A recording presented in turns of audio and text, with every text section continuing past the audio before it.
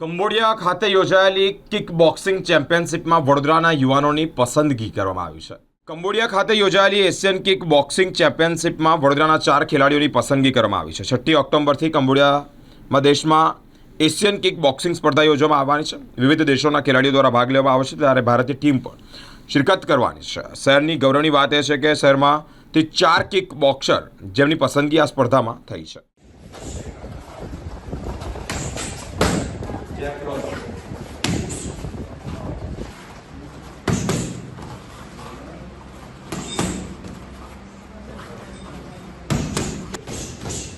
Speed.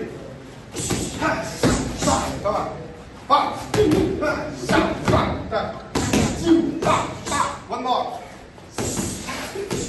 Good.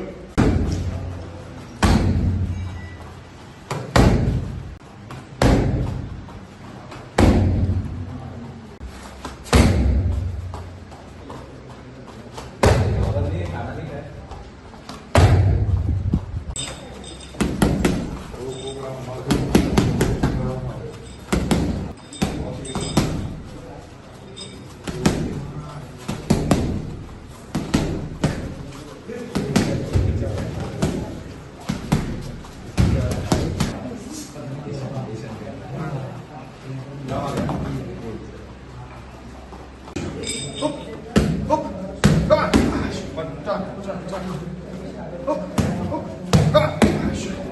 Hook. Hook. Come on. Hook. Hook. Fast. Hook. Hook. Come on. Fast. Hook.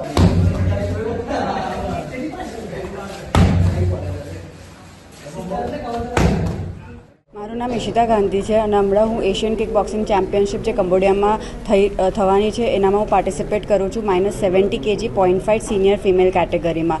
મેં આ વર્ષે બાકો India national kick boxing ચેમ્પિયનશિપમાં silver medal હાંસલ કર્યો હતો. એન્ડ એના પછી મેં હમણાં Uzbekistan world cup kick boxing ચેમ્પિયનશિપમાં બી પાર્ટિસિપેટ કર્યું હતું, જે હમણાં તાશ્કેન્ટમાં થઈ હતી ફ્રોમ 24 to 29 સપ્ટેમ્બર. એમાં મારો 2 સિલ્વર મેડલ આવ્યો છે. સો આ બધી જે ઇન્ટરનેશનલ ચેમ્પિયનશિપ્સ છે એના માટે મેં બહુ પહેલાંથી તૈયારી સ્ટાર્ટ કરી દીધી હતી અને મારો ઓલવેઝ એક એમ રહ્યો છે કે હું ઇન્ટરનેશનલ પ્લેટફોર્મ પર મારા કન્ટ્રીને પ્રાઉડ ફીલ કરાવું. સો આ વખતે મેં ઇન્ટરનેશનલ પ્લેટફોર્મમાં જે રીતે 2 સિલ્વર લાવી છું, તો એવી રીતે જ એશિયન ચેમ્પિયનશિપમાં મારો ગોલ્ડ માટે જ રહેશે. ખાસ કરીને એશિયન ચેમ્પિયનશિપમાંથી જે તમે કેટેગરીમાં છો તેમાંથી વર્લ્ડ ચેમ્પિયનશિપમાં પણ સિલેક્શન થઈ શકે છે, તેને કેવી રીતે જોયું છે? હમણાં એશિયન ચેમ્પિયનશિપમાં જે વર્લ્ડ ગેમ્સનું ક્વોલિફિકેશન રાઉન્ડ મારા કેટેગરીનું છે, સો એમાં કાફી ટફ કોમ્પિટિશન્સ રહેવાની શક્યતા છે, પણ હું બી મારું બેસ્ટ પરફોર્મન્સ આપીશ. હું બી ટફ કોમ્પિટિશન આપીશ અપોનન્ટને અને હું જીતીશ. આશા તો એવી જ છે કે ગોલ્ડ મેડલ લઈને આવીશું, કેમ કે બહુ મહેનત કરી છે. 1-2 વર્ષની મહેનત છે અમારી આમાં કે ઇન્ટરનેશનલ રમવું છે. અને એશિયન ચેમ્પિયનશિપ હરેક પ્લેયરનું ડ્રીમ હોય છે, ઓલિમ્પિક રમવું, એશિયન રમવું. અને લાઈક કે બહુ પ્રાઉડ પોતા પર થઈ રહ્યું છે કે એશિયન રમવા જઈ રહી છું. એશિયનનું સિલેક્શન હતું અમારું ગોવામાં અને એમાં મારો 2 ગોલ્ડ મેડલ છે. અને બંને લાઇટ કોન્ટેક્ટ ને પોઈન્ટ ફાઇટ બંને કેટેગરી હું રમું છું. અને એવી જ આશા છે કે લાસ્ટ ટાઈમ જે ઉઝબેકિસ્તાનમાં સિલ્વર અને બ્રોન્ઝ મેડલ લઈને આવ્યા છે, તો આ વખત એવી જ આશા છે કે ગોલ્ડ લઈને જ આવીશું. એશિયન ગેમ્સની અંદર તમારું જે વર્લ્ડ ચેમ્પિયનશિપ માટે પણ સિલેક્શન થવાનું છે, તેને કેવી રીતે જોયું? તેની માટે કેટલી મહેનત? એની માટે હું પ્રાઉડ તો છે કે વર્લ્ડ કોમનવેલ્થ ગેમમાં પોતાની કન્ટ્રીને રિપ્રેઝેન્ટ કરવા તો મળે જ, સાથે સાથે એશિયનની કન્ટ્રીને રિપ્રેઝેન્ટ કરવા બી મળશે.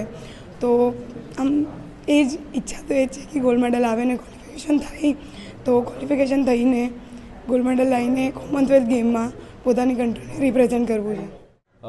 એશિયન કિક બોક્સિંગ ચેમ્પિયનશિપનું આયોજન થનાર છે કંબોડિયા ખાતે, જે થાઈલેન્ડ અને વિયેતનામના વચ્ચેની કન્ટ્રી છે. સો ત્યાં કંબોડિયા ખાતે આપણા ઇન્ડિયન 51 મેમ્બર્સની ટીમ જઈ રહી છે અને ઘણી ગર્વની અનુભૂતિ અનુભવું છું મેં અહીંયા કે આપણા ગુજરાતના 4 પ્લેયર્સ એમાં પાર્ટિસિપેટ કરવા જઈ રહ્યા છે, જેમાં સૌથી પ્રથમ ઓમકાર ભાલેગરે, જે -69 kg 0.5માં સિનિયર મેલમાં પાર્ટિસિપેટ કરી રહ્યો છે.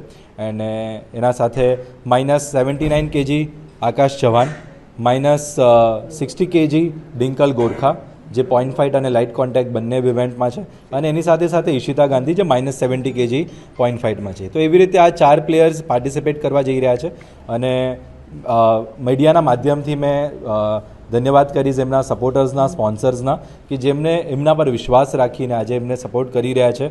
ગ્રેટર ધેન ઓડ્સ, બી બ્રેવન, જસ્ટ જમ્પસ્ટાર્ટ સ્કિલ ફાઉન્ડેશન અને દિયાન ગ્રુપ્સ.